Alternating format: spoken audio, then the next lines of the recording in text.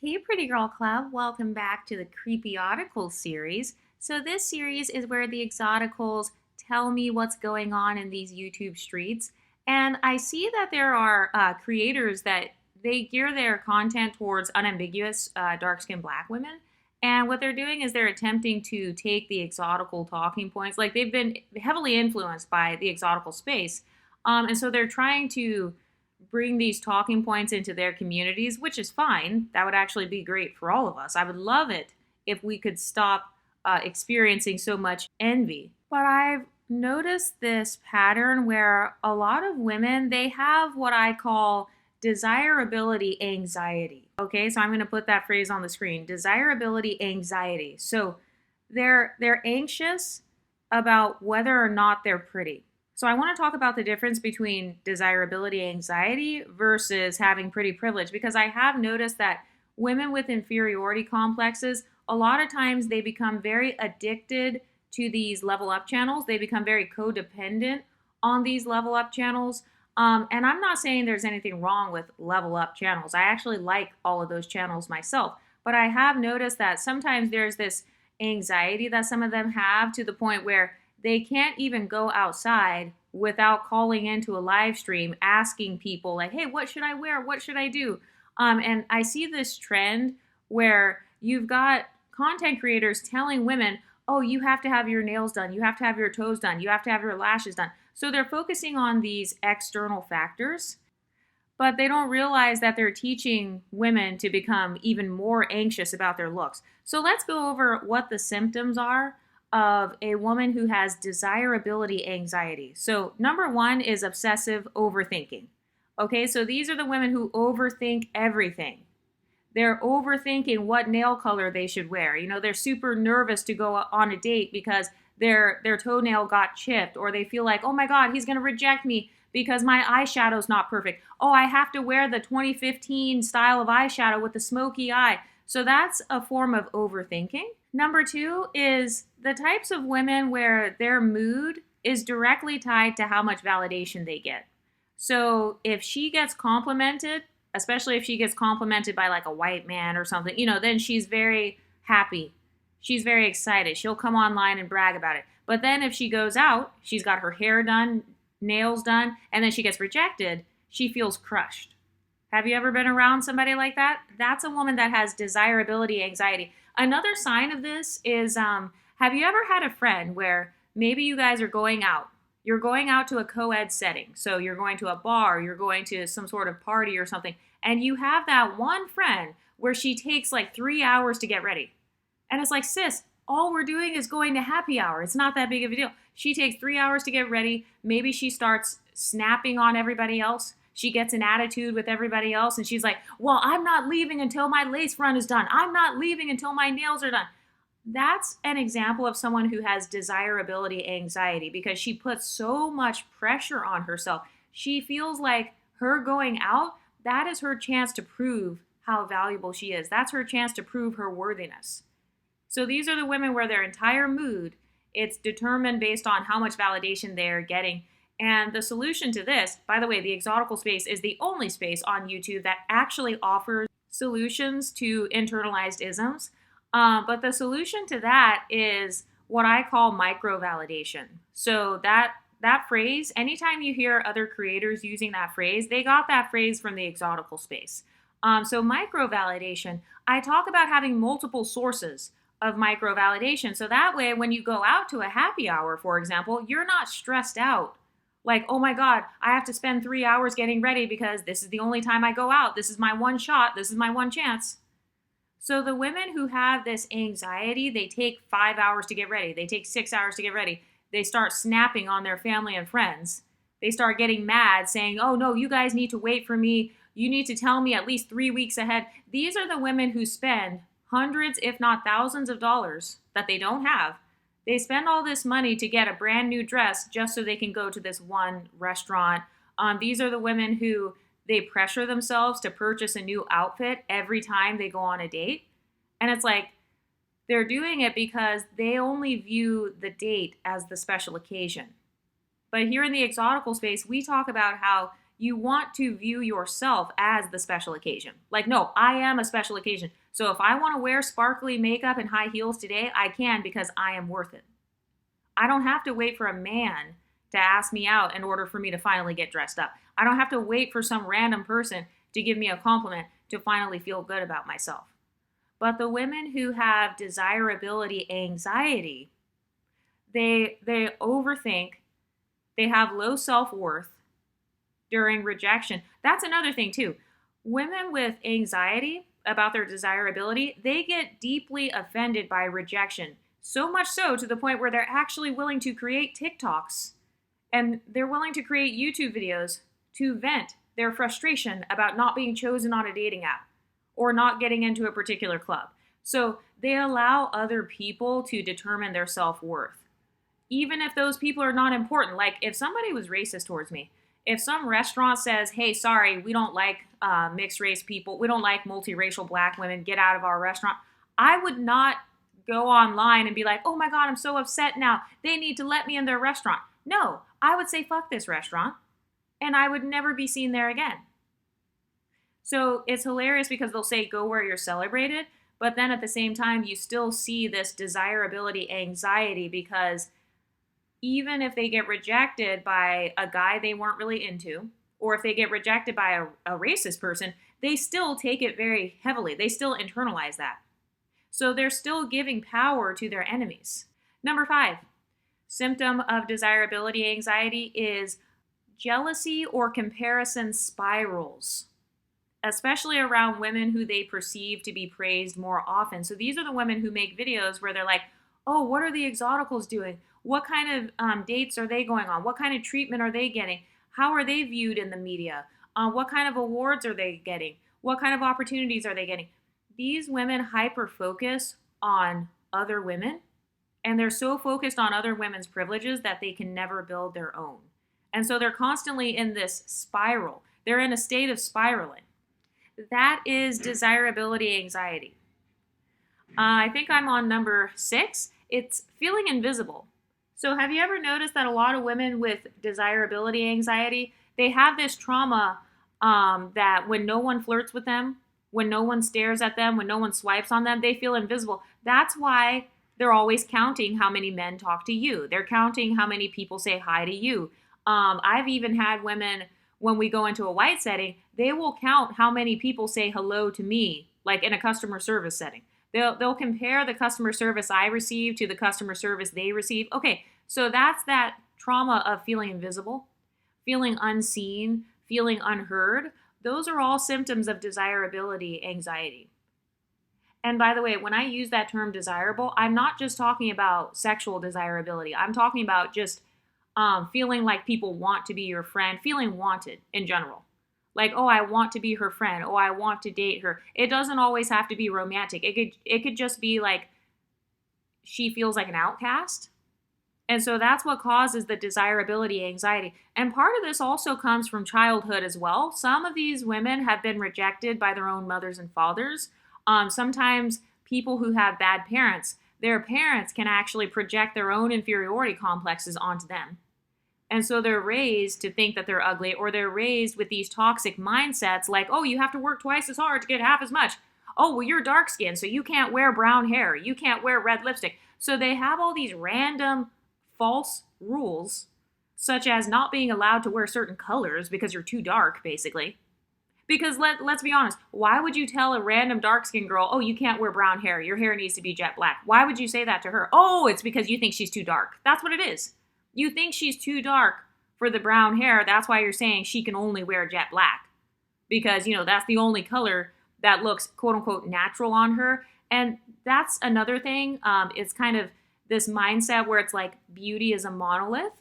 And so the only way to be beautiful is if it's your natural hair color. Here on the Exotical channels, we know that that's false. You can have highlights and be beautiful. You could have purple hair, for God's sakes, and still be beautiful.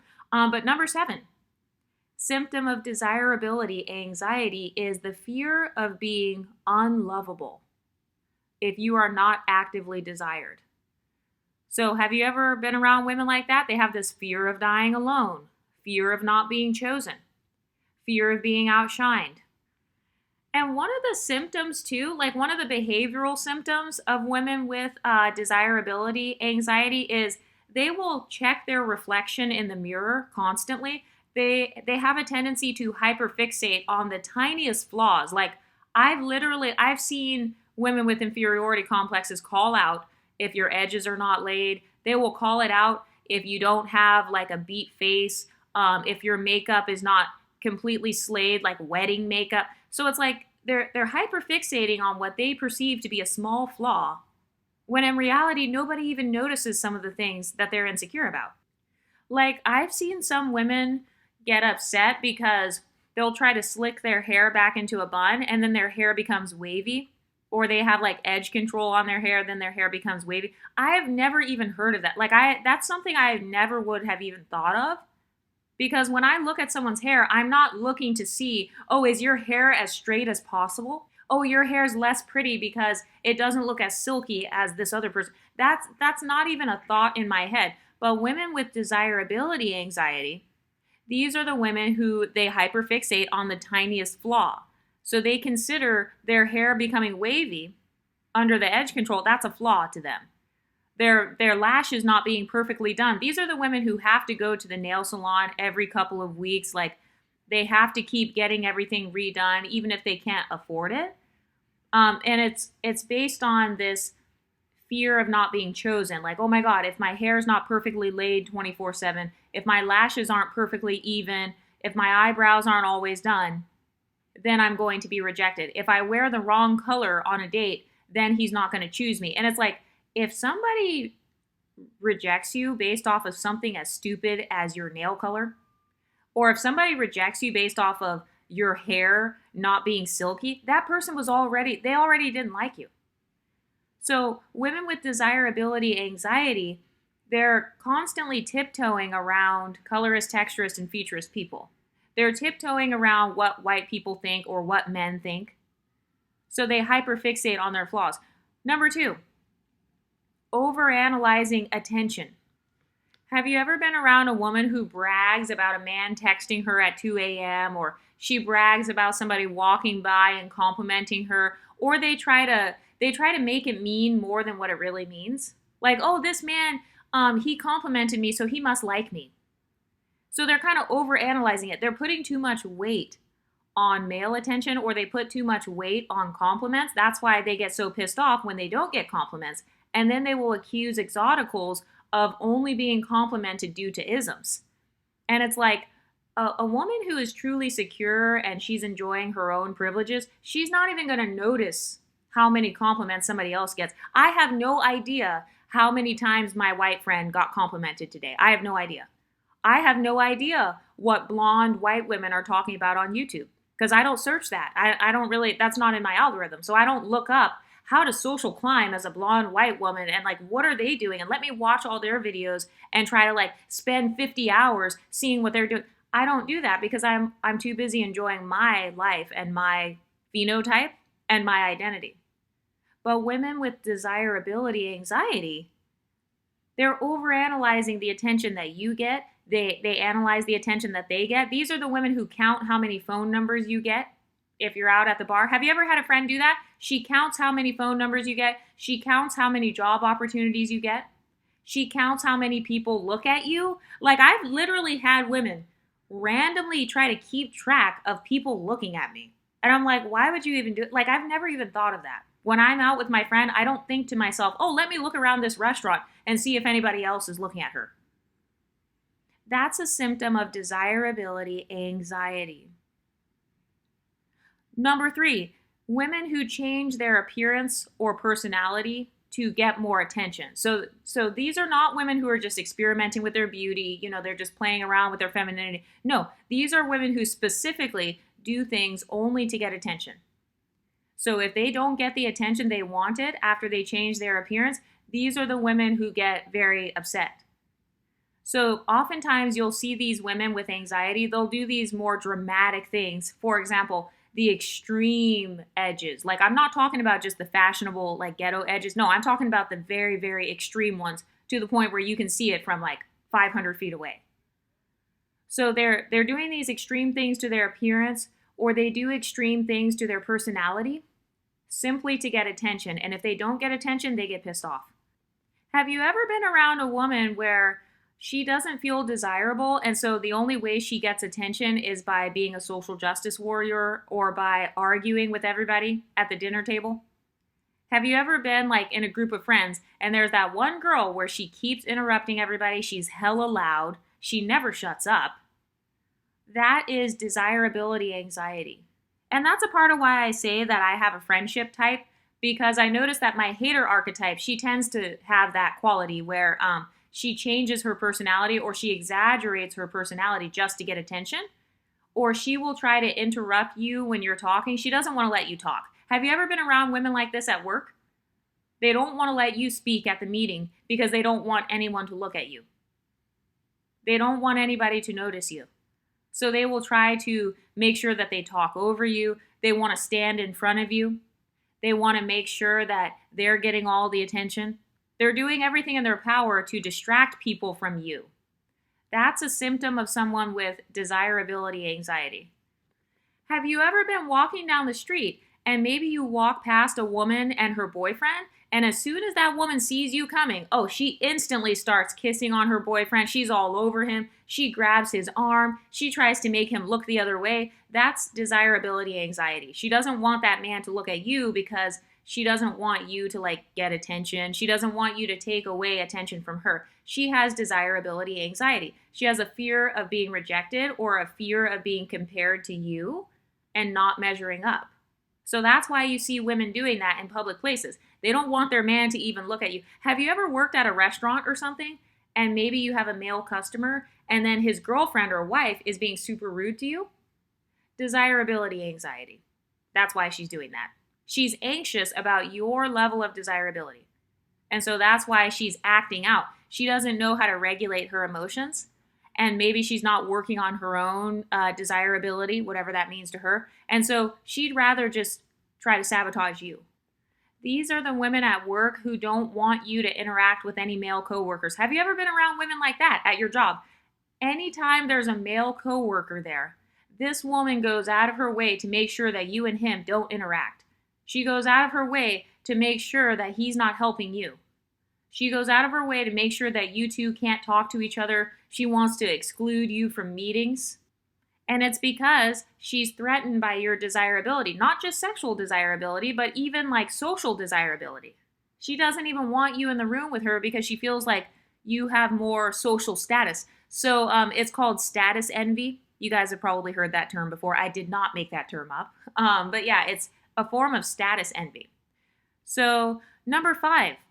Symptom of desirability anxiety is the women who excessively edit their photos, or they only post when they feel extra confident. So these are the women who they either don't post very often, or maybe they're too self-conscious to post.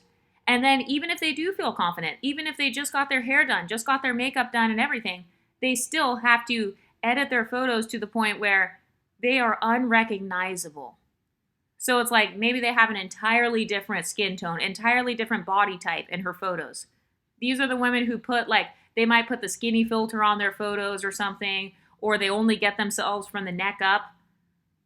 That's a behavioral symptom of desirability anxiety, especially when it comes to things like dating apps and stuff. So they have a tendency to do a lot of catfishing. So these women, they had anxiety, so they had to change their photo, or they do something faceless. Have you ever been around women where they will create a faceless dating app, or even worse, they will steal your photos, or they will steal somebody else's photos so they could then catfish people and go on a dating app? Because I've literally seen posts on Lipstick Alley where women have admitted to doing that. They have admitted to stealing the photos of their pretty friends and creating a dating app just so they can compare themselves to that friend, or so they can see what that friend will attract in terms of partners. That is a form of desirability anxiety. Number 7 is seeking male attention as proof that she's still attractive. Have you ever been around this type of woman where maybe you have a boyfriend, or maybe you have a brother or something, but there's always this one girl who's hella desperate for male attention. So she will do anything in her power. She will be extra loud. She will be extra sexual. We've even seen on the Exotical channels, we've seen examples of women who will go as far as essaying a man or literally trying to put her boobs on a man just to get his sexual attention. So it's like she's trying to prove to herself that she is still attractive. So that's why they do that stuff. That's why they do all of this outlandish behavior just to get male attention. Number 8 is they avoid public places when they don't feel pretty enough or when they don't feel on. So if their wig is not laid, or maybe if their makeup's not done, or if they didn't spend 3 hours getting ready, they won't even go out with you to the happy hour. So it's like, sis, we could have just not gone. If you were going to get this worked up over the happy hour and spend hella time getting ready, by the time she gets ready, it's like the happy hour's over. By the time this friend is ready to go, you're already 2 hours late. So these women have anxiety. They have anxiety about how desirable they are. So that's why they're in the mirror. Maybe they change their outfit 20 times every single day. Or it's like they will find a flaw, like, oh shit, my nails aren't done. Oh crap, I have to schedule an emergency nail appointment. Oh my God, I have to go get a pedicure right now. And it's like they make it into this emergency when it's not an emergency. Insecurities are not an emergency. So for example, I've talked about my insecurities on here before. I will use weight as an example. Okay, let's say I have a pool party coming up. Actually, this has happened several times. Where maybe I have a pool party or something kind of like important that I'm looking forward to, and maybe I overate the day before. So I'm a little bit bloated. I'm not going to cancel my plans because I'm bloated. I'm not going to cancel my entire birthday party or not show up because I overate the day before. That would be a symptom of desirability anxiety. Like, oh, I can't even show up to the happy hour because my stomach is a little bit bloated. So like, I'm not going to go now. Oh, well, I have a small pimple on my cheek. So now I can't go to the grocery store. I can't leave the house because somebody might see this pimple. Oh, my hair is breaking off. I've had it in braids for 6 months. My edges are ripping out. I've had the same sew-in on my head for a long time, but I'm too scared to take it out in front of my boyfriend. I don't want him to see my real hair. So, it's been 5 years. He's never seen my real hair. Okay, that is desirability anxiety. So they're canceling certain events. They're missing out on life because there's a certain aspect of their physical appearance that is not perfect. And that's another thing too. A lot of women who have anxiety around their desirability, they feel like beauty equals perfection. And we know that that's false because us as pretty privileged women, we don't think we're perfect. I think a lot of people, they conflate confidence with being conceited, and they conflate pretty privilege with like, oh, we think we're perfect. No, pretty privilege doesn't mean you're perfect. It just means that you feel pretty, you look pretty, you're treated as pretty. And so have you ever noticed that when people try to dox women in the exotical space, whenever they try to humble those women, they'll be like, oh, well, she has acne scars. Okay, that's a form of projection. She's saying that because she feels like she would not have pretty privilege with her acne scars. She has desirability anxiety when it comes to acne. And so that's why she projects it onto other women. But beauty is not a monolith. So that's why you see some women who have acne scars, or maybe they have a little bit of cellulite or whatever, but they're still confident. They still get pretty privilege. What are some symptoms? What are some physical symptoms of desirability anxiety? Number 1 is tension in the body. So these women, they may walk around like with a tight chest. Maybe their throat is closing up. They have shallow breathing. You can tell that they're super nervous. A good example is, and I'm not trying to throw shade, but like the girl from that Pop the Balloon reaction video that I just did recently. She was kind of a bigger girl. She was dressed very modestly, kind of like a librarian or something. But you could actually tell that she had physical symptoms of desirability anxiety. She could barely talk. She could barely breathe. So that's a sign that she was too anxious. Like she probably should have just worked on herself a little bit more and not put so much weight on what those random strangers thought of her. But that's a physical symptom of desirability anxiety. So these are the women who maybe they get into a co-ed setting and then they become super cranky. Have you ever been around a woman where as soon as a man comes in the room, now she wants to be mean to you? Now she wants to bully you. Now she wants to cuss you out all of a sudden. Why? Well, it's because she has desirability anxiety. And so that's how she reacts. She's emotionally dysregulated. Her nervous system is dysregulated.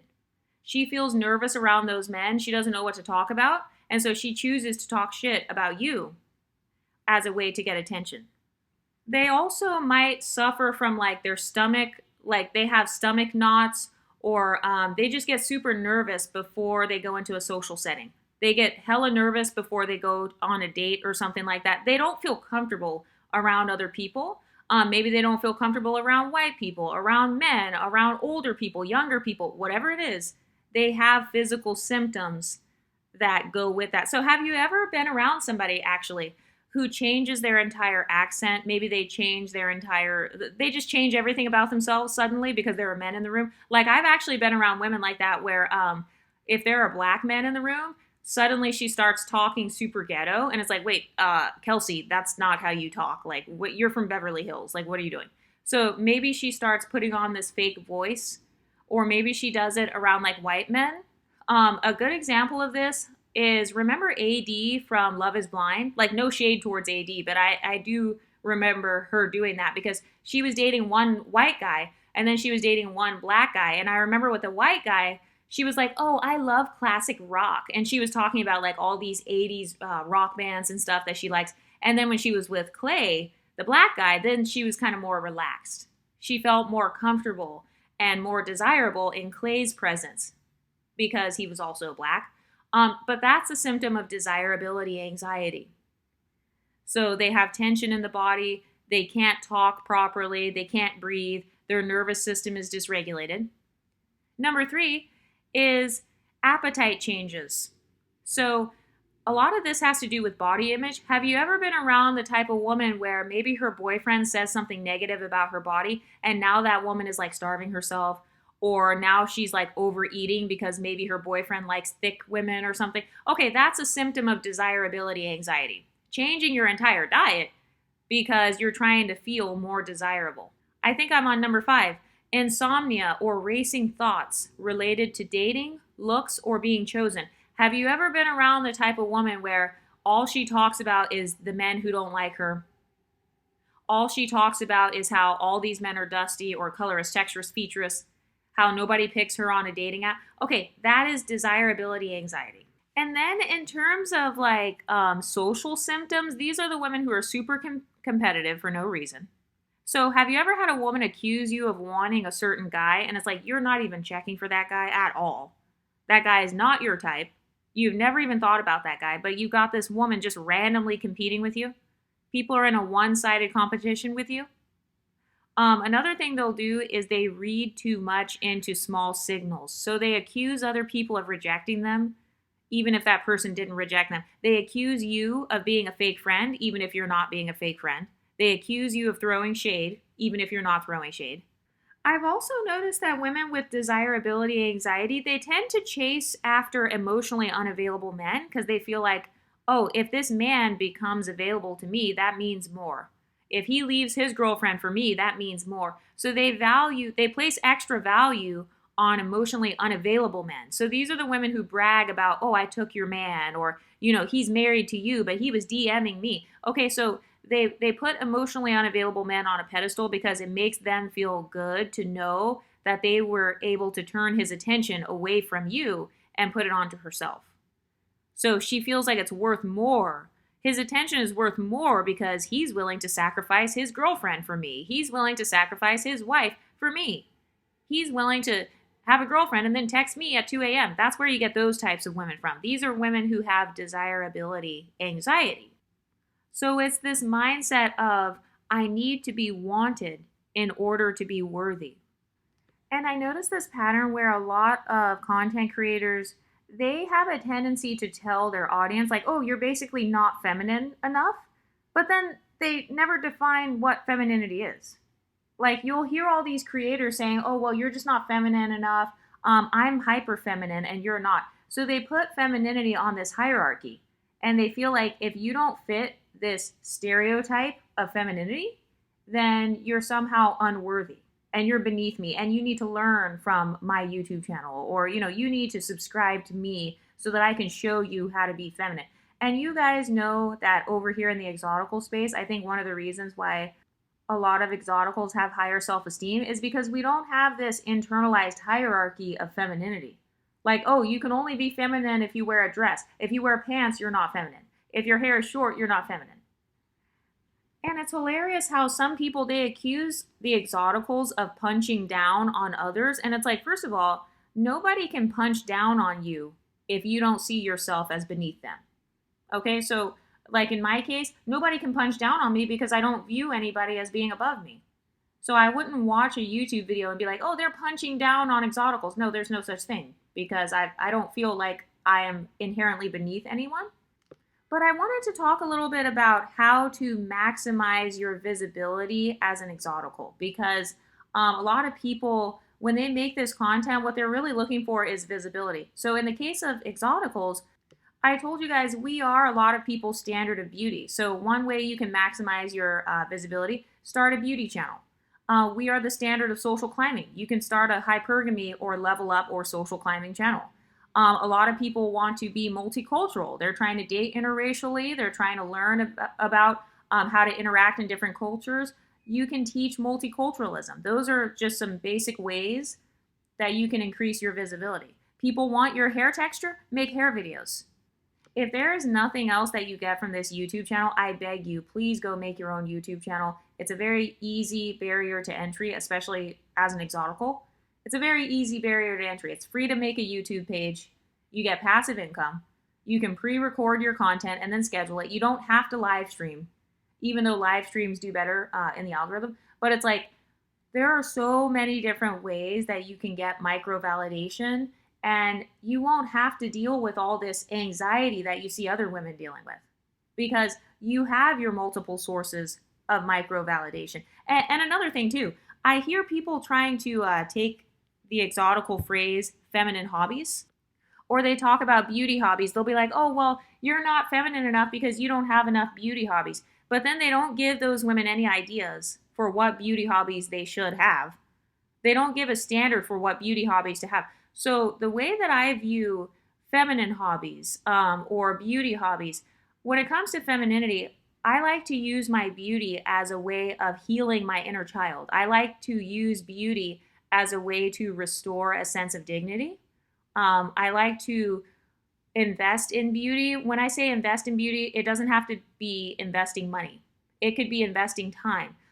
So I like to do stuff like that, not because of the male gaze, but it's more so about restoring a sense of dignity. It's more so about practicing my creativity, because creativity is another privilege, by the way. And when you have anxiety, that actually hinders your creativity. So it gets on my nerves when people are like, oh, you're only trying to be pretty for the male gaze. Beauty is not a monolith. Not every type of beauty is about the male gaze. I promise you, men are not over here saying, oh yeah, I really want a girl that has sparkly nail polish. Ooh, yeah, bro, did you see her sparkly eyeshadow? Oh, that's my dream girl right there. No, I've never seen men talk about that. So everything is not about the male gaze. There are some things that are feminine, but it's only appreciated in a feminine space amongst other women. And I like to use my feminine hobbies as a way of decentering men altogether. So, for example, instead of scrolling on a dating app, I will scroll on Pinterest and maybe get some ideas for what color looks good on my skin tone. Or maybe I will practice some nail art.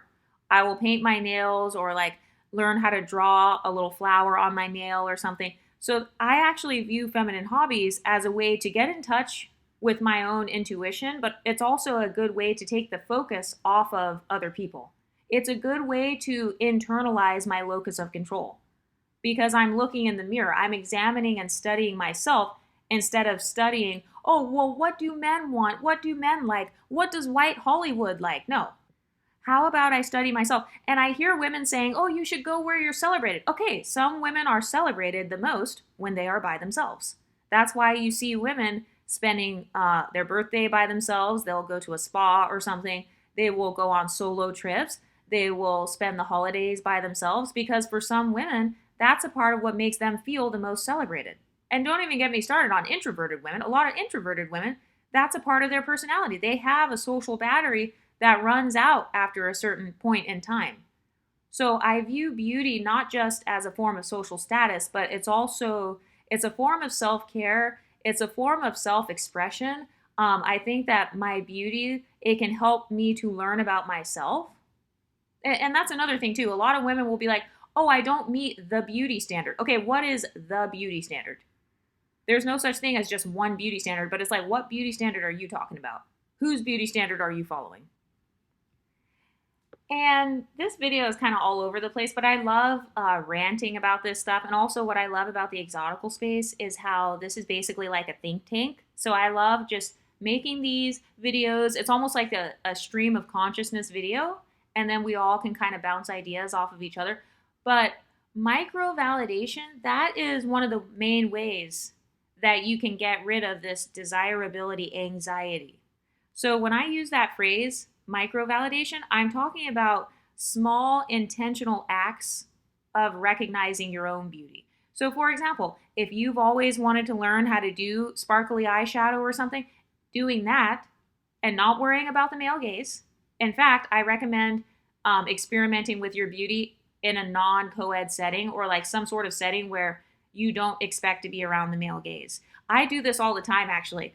So, anytime I want to experiment, like if I want to wear something super girly, something where I know that it's not considered cute by men. Believe it or not, I still have received pretty privilege, but it's like if I want to do something super nerdy. So an example is I have worn a onesie in public before. I'm just being completely honest. I've literally worn a Christmas onesie in public before because I wanted to, and it was cold outside, and I just really wanted to I wanted to experiment with that. That was my nerdy side coming out. It was Christmas time. There was nobody that was going to be in the office that day. Oh, yeah, I wore it to work, by the way. And it was a work from home day, so nobody was going to be in the building. Turns out there actually were a couple of people there.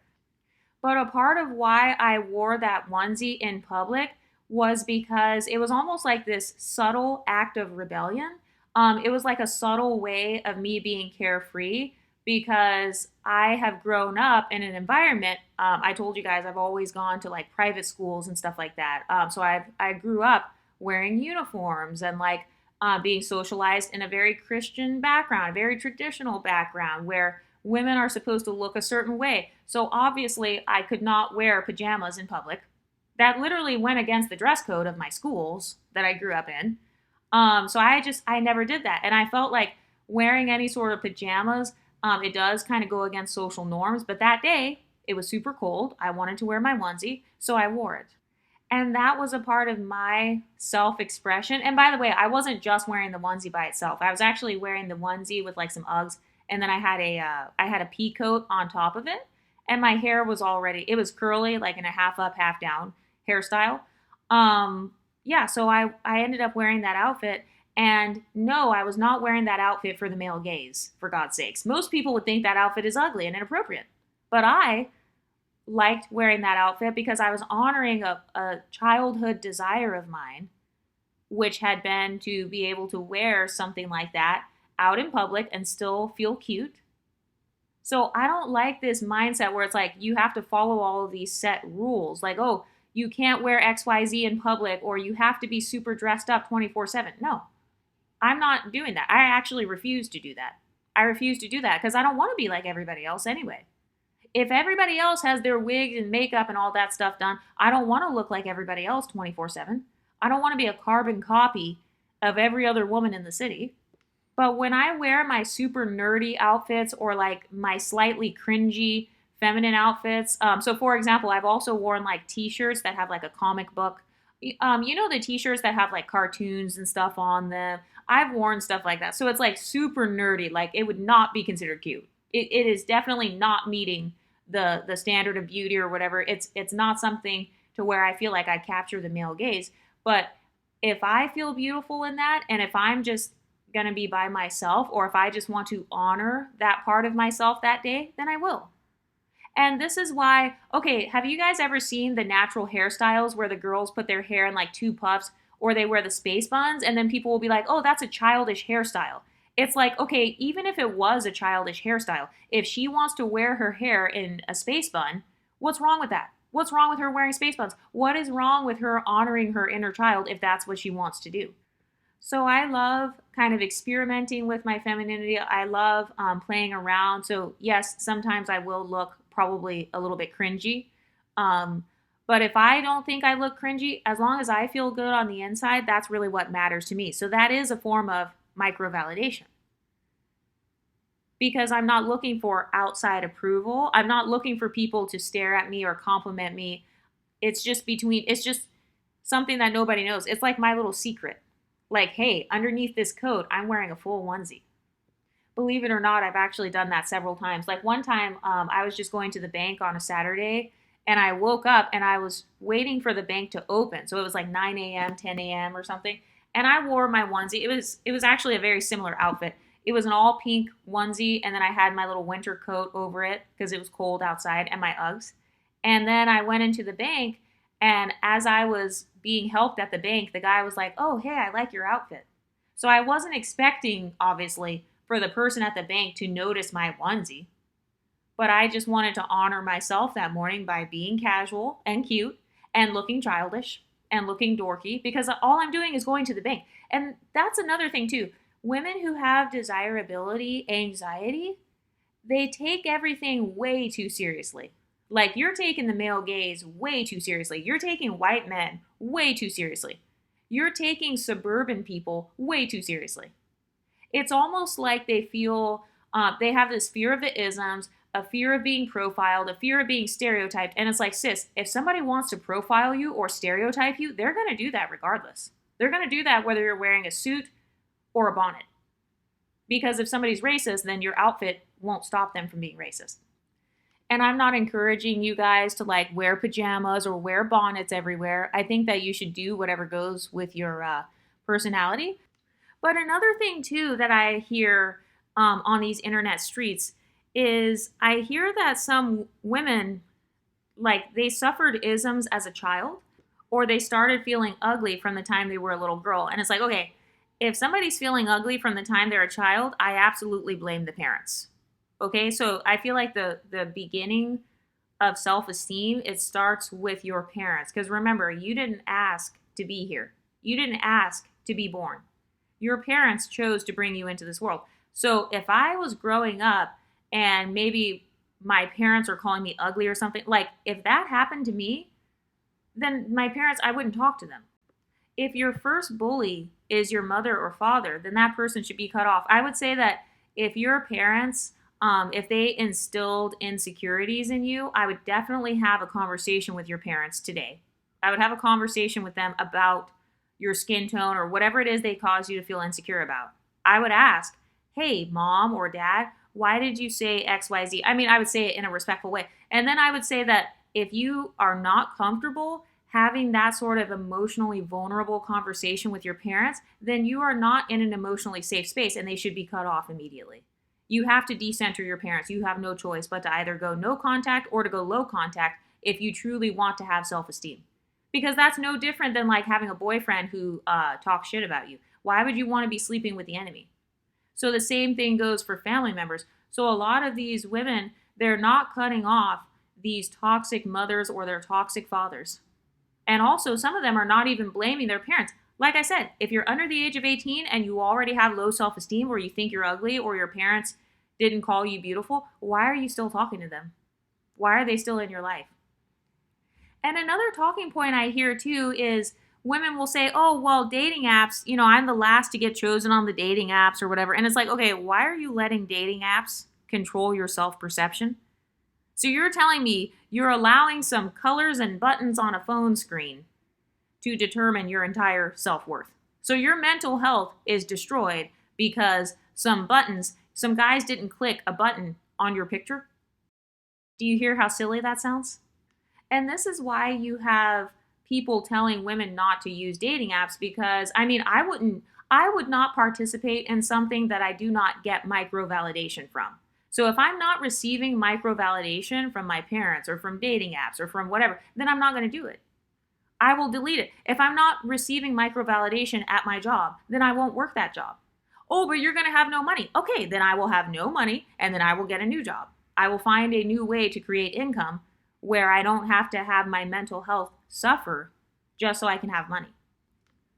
And I also see, I see some women, they will say things like, oh, I don't like taking pictures or videos because I don't like editing them.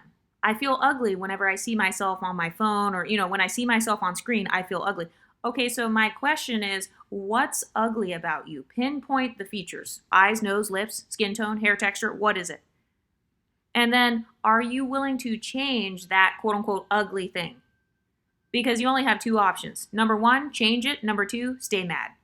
And I actually don't recommend changing your internal beauty standard, because I feel like that's disingenuous. Like, for example, if a woman is obese and her internalized beauty standard is being thin, telling that woman, oh, you should just be confident, just love yourself, and you should just make your beauty standard being obese. Well, that's disingenuous. She wouldn't hate herself. She wouldn't have the insecurity if she met her internalized beauty standard. So I feel like it's easier to just change your lifestyle, or, lose the weight, as opposed to trying to like change your entire psychology. And, you're over here trying to gaslight yourself into viewing obesity as your internalized standard of beauty when you know that it's not. So a lot of women, they have desirability anxiety because maybe they have an Afrocentric internalized beauty standard, or they have a beauty standard of being obese, or whatever it is, but then their reality doesn't match up with their internalized standard. So the question is, do you want your reality to match your inner world? Don't you want your outer world to match your inner world? Because I know I do. That's why I say you only have two options. Number one, change yourself. Number two, stay mad. And some people are going to be like, oh, Exoticals United, that means that you're promoting plastic surgery. That means you're promoting changing your entire phenotype. No, that's actually not what I'm doing. Because, for example, let's say you don't like your nose. Okay, that's something I hear a lot of women complain about, women of all racial backgrounds. They'll be like, oh, I don't like my nose. And then I will ask them, okay, what don't you like about your nose? And then they'll say something like, oh, I don't like that my nose has a hook in it. I don't like that my nose looks wide from the front angle. Okay, so you actually don't dislike your entire nose. So the solution is actually not getting a nose job, because you only named one feature of your nose. You didn't say your entire nose. Your nose is made up of your nostrils, the side profile, the front angle, the bone structure, whether you have a hook in your nose, whether your nose points upward or downward. So if you're just naming something simple like, oh, I just have a slight hook in my nose, or my nose looks wide from the front, those things are easily fixable with like makeup, to be honest. Those things are easily fixable with like changing your pose in the photo. So when I talk about quote unquote changing yourself, I feel like people always take it to the most extreme thing, which is like plastic surgery. I've said on this channel several times, I'm not for or against plastic surgery. I don't promote it as a first choice. I don't shame people who do it, as long as you don't shame other people's bodies. But when it comes to things like surgeries and all that, I feel like a lot of people, they just skip straight to that. And it's like, okay, did you try everything else? Did you just try doing the makeup? Did you try doing the different angle? Did you try getting some Botox or something, or there are so many different options. Getting a facial, doing gua sha. There are so many different massages and stuff that you can do that can help sculpt your face out. So a lot of people, that's what I mean when I say they don't have beauty hobbies, they don't have feminine hobbies. Because instead of studying how to fix whatever it is I think is ugly about my nose, having a hook in my nose, which is something very small in my opinion. So it's like, instead of actually looking up natural ways to try to combat the issue, they go straight to, oh, well, I just have to get plastic surgery. And it's like, well, no, because even if you did get a surgery, now the entire harmony of your face is different. So if you went from having a hooked nose, but maybe it's in proportion with the rest of your face, and then now you get a teeny tiny small nose, or God forbid they mess up on the nose job, now you got another problem. So that's why I say that a lot of women, they're not fully thinking things through, and they're not coming up with a series of solutions to their quote unquote ugliness. First of all, having a wide nose or a hook in your nose, that's not ugly. But then again, I know some people are going to be like, okay, well, I think it's ugly on me. Okay, so then why haven't you tried to do some natural remedy or some natural makeup thing or whatever to try to see if you like it a little bit better? And then when it comes to noses, let's say you don't like your nose. Okay, whose nose? Who do you think has the perfect nose? What's her name? Because a lot of women, they'll say, oh, I'm not attractive, I'm ugly, I don't meet a beauty standard. Who's your beauty standard? What's her name? Send a pic. I want to see a picture of this person. Because one of the main ways to get rid of desirability anxiety is to pinpoint your internalized beauty standard, where it came from, and then going from there. And then you can run beauty experiments so you can test out which beauty you like the best. So, and also another thing too, people will be like, oh, you're just trying to get privilege in society. You're just trying to meet society's beauty standard. You're trying to meet the mixed race beauty standard. You're trying to meet a social media beauty standard. And it's like, okay, first of all, caring about societal beauty standards, that's not wrong. It's not wrong. People care about financial standards. They care about education standards. They care about societal dating standards. So why would people suddenly not care about societal beauty standards? That's not wrong. So you're never going to hear me shaming you for caring about your beauty and stuff like that. You just have to decide, which standard do you care about? And don't tell anyone what it is. It's none of their business. Plus, they'll find out anyway once you come out looking beautiful. That's your beauty standard. So which beauty standard do you follow? The Eurocentric beauty standard? The Afrocentric beauty standard? And by the way, when I say Afrocentric beauty standard, what I mean is these are the women who feel like an imposter if they're wearing weaves and wigs. These are I don't want to call them natural hair Nazis, but yeah, kind of. It's because they have an Afrocentric internalized beauty standard. So that's fine. That's valid. I just don't like when people try to push that down other people's throat, or they try to force it down your throat, especially if you're a multiracial person. That doesn't even make sense for you to automatically have an Afrocentric person if you yourself are not even Afrocentric. So what beauty standard do you follow? The Eurocentric beauty standard, the Afrocentric beauty standard? Do you care about the male gaze's beauty standard?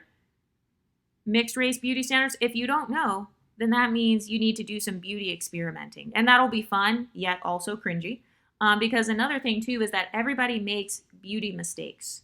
So everybody has a bad hair day, a bad skincare routine. They tried out a new product, it didn't work. So some women, they're afraid of making mistakes with their beauty, and so they never try to switch it up or see what looks good on them. And so then you have this group of women who has desirability anxiety, or they only have a monolithic version of what beauty is. She feels like she's only pretty in a long bust down because she's never even tried anything else, because all these other women are telling her, oh no, you have to stick with that, or that's what men like. So one of the reasons that Exoticals tend to have more social power is because we don't tend to internalize other people's beauty standards as easily. Because a lot of us, we're not just in one category. So we're not the most Afrocentric people, we're not the most Eurocentric people, we're not the palest people in the world, but we're also not the darkest people in the world. We have some African features, but maybe not all African features. So a lot of us are used to being in between. We are used to floating in between different types of beauty anyway, because we have a fluid identity. But another gaslighting talking point that I've heard in the internet streets is, if you don't think you're beautiful, it means that you don't love yourself. That's actually false. Self-love is not the same as self-image. So you can love who you are as a person, even if you don't feel physically attractive in that moment. So think of it this way. Every day you may not like your makeup, but you still like yourself. There are some days where you don't like your hairstyle, but you still like yourself. So this talking point of, if you don't think you're beautiful 24/7, then you don't love yourself, that's actually false. That's an oversimplification of what we're talking about. And that's why you should probably research and develop your own talking points before trying to parrot Exotical talking points. And then another thing that I heard too is oh, you just have to have healthy self-talk and then it'll solve your problems. No, that's actually false, because there's also a such thing as toxic positivity. Oh, well, if you don't date me, you're just fat phobic. If you don't think I'm pretty, you're just a colorist, because everything about me is perfect. I'm a perfect 10 from head to toe. Everything about me looks better than every other woman in the world because I'm the blueprint, blah, blah, blah. Okay, so there's a such thing called toxic positivity. So if you don't truly believe that within yourself, your nervous system is going to pick up on that. And your brain is going to be like, wait a minute, if I truly did embody beauty like how I'm claiming, why don't my life experiences align with that?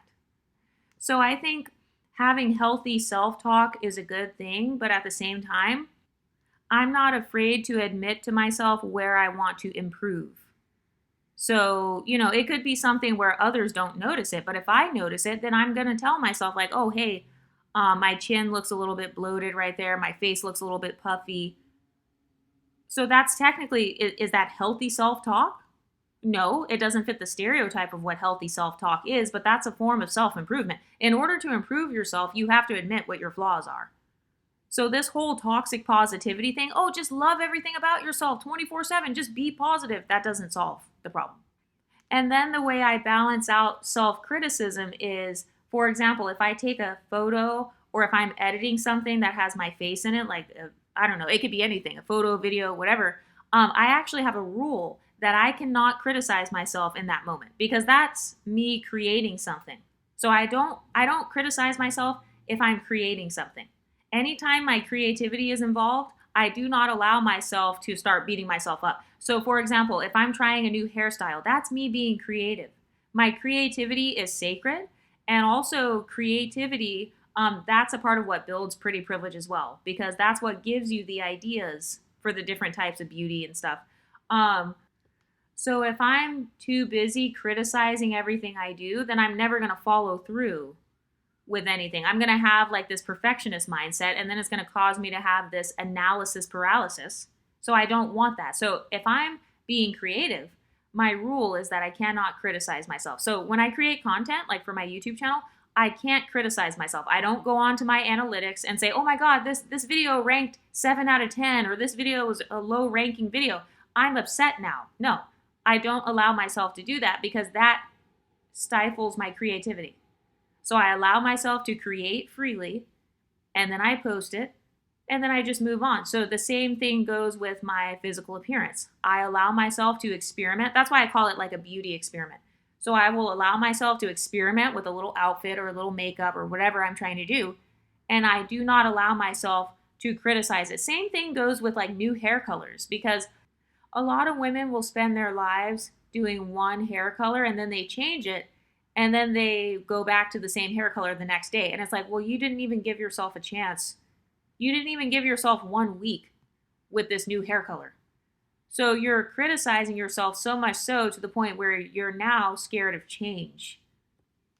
And for all those women who say things like, oh, I hate my 4C hair, I don't like my skin. Okay, what texture does your hair have to be for you to like it? I mean, that's a question you should ask yourself. And there is no wrong answer. But whatever the answer is, that's your internalized beauty standard. So women who say, I hate my 4C hair, okay, what texture does your hair have to be for you to like it? What texture do you love? That's your internalized beauty standard. Oh, I hate my nose. Okay, what nose do you love? Who is she? Name her. Show a picture of who it is. Okay, that's your internalized beauty standard in terms of noses. And this is why I laugh when people try to call Exoticals mediocre, because I know that we are a part of damn near everybody's internalized beauty standard. So there's no way you can get around it. There's something about my phenotype that you like, whether it's my skin tone, my eye shape, my eye color, my eyelashes, my eyebrow arch. There's something about my phenotype that you know damn well looks good. So to try to say that we're just regular or we're average, that's a complete lie. And another talking point I heard too is like, oh, if you don't think that you're beautiful, you are mentally ill. And that's also false, because there's no such thing as everybody feeling perfectly pretty at all times. That's not the case. Everybody fluctuates in their beauty and their confidence. Some days you're tired, some days you feel super pretty. So it doesn't mean that you're mentally ill. It just means that maybe you didn't do your grooming or whatever. Or maybe you're a little bit chunkier than normal. And for the women who give this talking point of, I hate the way that I look, that's a cop-out. Because what exactly do you hate? Like, for example, is it a lack of beauty or just a lack of beauty skill? So in the case, bringing up the example about the nose again, if you don't like that your nose has a hook in it or your nose points downward, that's only one aspect of your nose. So that means it's not that you dislike your nose, you just don't like your nose tip. You don't like the direction that it points in. There's nothing wrong with your actual nose. So a nose job, that's not necessarily going to solve the problem. because you don't dislike your entire nose. You only dislike a piece of your nose. So a lot of people that call others like self-hating and stuff, or women who think that they hate themselves, women who say, oh, I hate my 4C hair. No, you probably don't hate everything about your 4C hair. Maybe you hate how time consuming it is, but you may not hate everything about it. Maybe you just hate one aspect of it. So if you could solve that one particular thing, then it would be different. Like, for example, with 4C hair, I've noticed a lot of women, they say they hate their 4C hair, but the only women I've seen say that are women who have shorter 4C hair. I don't see women with tailbone length, healthy, shiny 4C hair saying that they hate it. I don't see that. So I think that sometimes a lot of people who are insecure, they think that they dislike the entire thing, when in reality it's like, no, you just don't like the length of your hair. You just don't like the dryness of your hair. You just don't like that you don't have skills to style your hair, because sometimes it's not a beauty problem, it's a beauty skill problem. So it's not that you don't like makeup, it's that you don't know how to do makeup, or maybe you don't know how to do your hair, or you don't know how to lose weight. So it's not that you don't like skinny women or you don't like being skinny. No, you just don't know how to be skinny in a way that's easy and sustainable for you. So now you're writing off the whole thing like, oh, well, I just don't like that. That's just not my beauty standard. When you know that it probably is. If it were easy for you to manage, that would be your beauty standard. Anyway, what do you ladies think? Let me know in the comment section and I'll talk to you next time. Stay pretty, ladies.